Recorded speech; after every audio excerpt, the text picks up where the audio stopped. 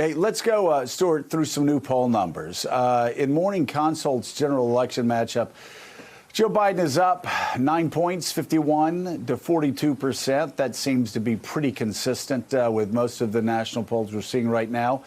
Get this, though. South Carolina, much tighter than anybody would expect. Donald Trump leading Joe Biden only by 5 points, 49% to 44%. And here's another one of those Texas polls. And another Texas poll has Joe Biden up by 1 point, 47 to 46%. And a poll out of Ohio that was just posted by Real Clear Politics this morning has Joe Biden up 4 points in the Buckeye State, 46% to 42%. So, Stuart, we've been putting these polls in different silos. Why don't we start with the traditional swing state polls that Donald Trump thought he was going to be fighting re-election in and being able to focus all his money on, where Joe Biden's ahead in Wisconsin, he's ahead in Michigan, he's ahead in Pennsylvania, he's ahead in Florida. And then you got those states in the center that 6 months ago Trump was sure he was going to win, sure it was going to be a walk. Arizona, Texas, Georgia, Ohio, those are all tight. Now we've got this third group we're probably going to start, and they're the ones that are a lot closer than they should be. And why don't we just put South Carolina on that list? Because you only have a 5-point difference in a state that Donald Trump should be ahead by 10, 12, 15 points. But let's focus on the center column. Texas, Ohio, Georgia, Arizona. These states were supposed to be Trump in a walk so they could expand and start focusing on New Mexico and Minnesota and states like that. What's happening in Texas? Let's talk about that specifically. We've had, over the last 3 or 4 weeks, we've had poll after poll showing that it's a dead heat, and a Dallas Morning News poll showing Joe Biden up by 5 percentage points.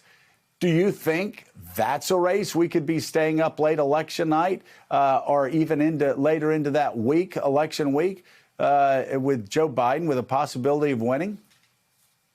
Look, Joe, I think we're into one of a few scenarios. There is a scenario for Donald Trump to win narrowly still. I think that there's a scenario for Joe Biden to lose narrowly, and I think there's a scenario for Joe Biden to blow this sucker out. There's not a scenario for Donald Trump to win in a landslide. What we tend to forget for all the industry of how Trump won and Trump voters and all of that, Trump won for one simple reason on a basic level. He won because he ran in a year in which a Republican could win with 46.1%. Romney lost with 47.2%. So why did that happen? Third-party voting increased, and non-white turnout, particularly African-American turnout, declined for the first time in 20 years. So if you just overlay the 12 to 8, even the 04 turnout over 16, Trump loses. So Trump never came into this from a very strong position. And had you gone to work, God forbid, as the political director of the White House, the first day you just would have been about expanding your base. I mean, ultimately, as our old friend Haley Barbour used to say, politics is about addition more than subtraction. And Trump has just done the complete opposite. He's as if, he thinks that the more angry voter gets to count more.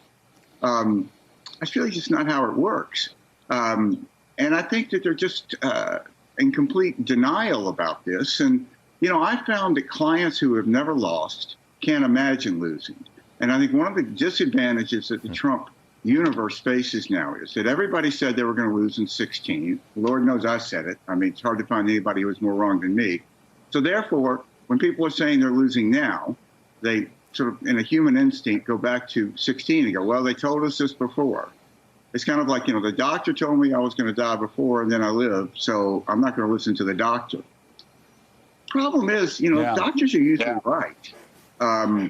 And, you run that race in 16 100 times and Clinton wins 90.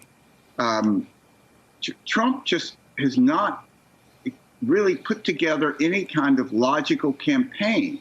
I mean, what is the Trump campaign about? There's no policy there, which is extraordinary. I mean, even in 16, you could say he has policy. It's kind of crazy. Mexico's going to pay for the wall. We're going to solve this healthcare problem right away. We're going to win with the trade war with China. None of that stuff has happened. But he doesn't even have those out there now as proposals. And they're just lost. They thought they were going to run against on the economy. Now the economy is the worst it's ever been in the history of the country. And they thought they were going to run against the socialists and Bernie Sanders, and they're running against Joe Biden. And even by their nickname, you know, Sleepy Joe Biden, it's not exactly a name to scare women and children. No, it's not. And he's not, Gene Robinson, he's not running on policy because he can't run on policy. Thanks for checking out MSNBC on YouTube, and make sure you subscribe to stay up to date on the day's biggest stories. And you can click on any of the videos around us to watch more from Morning Joe and MSNBC. Thanks so much for watching.